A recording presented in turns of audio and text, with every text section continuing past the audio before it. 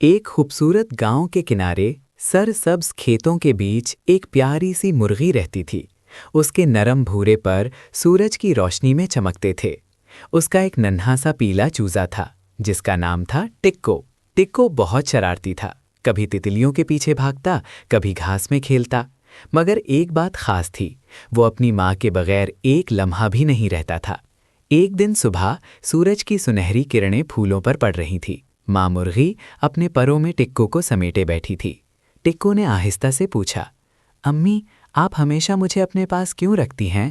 ماں مسکرائی اور بولی، کیونکہ دنیا میں سب سے قیمتی چیز تم ہو، میرا کام تمہیں محفوظ رکھنا ہے۔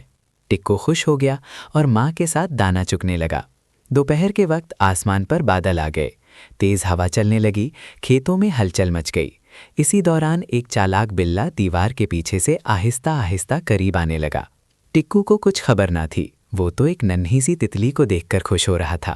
ماں مرغی کی نظر اچانک بلے پر پڑی، اس کا دل دھک سے رہ گیا، مگر وہ گھبرائی نہیں۔ ماں مرغی فوراً ٹکو کے آگے کھڑی ہو گئی، اس نے اپنے پر پھیلا لیے اور زور سے آواز نکالی۔ وہ بلے کے سامنے ڈٹ گئی۔ بلّا کچھ دیر تک گھورتا رہا، مگر ماں کی ہمت دیکھ کر پیچھے ہٹ گیا۔ ٹکو ڈر کر ماں سے لپٹ گیا۔ امی، آپ کو ڈر نہیں لگا؟ ماں نے پیار سے کہا۔ ڈر تو لگا تھا، مگر ماں اپنے بچے کے لیے سب کچھ برداشت کر لیتی ہے۔ بارش تھم گئی، آسمان صاف ہو گیا، کھیتوں میں ٹھنڈی خوشبو پھیل گئی۔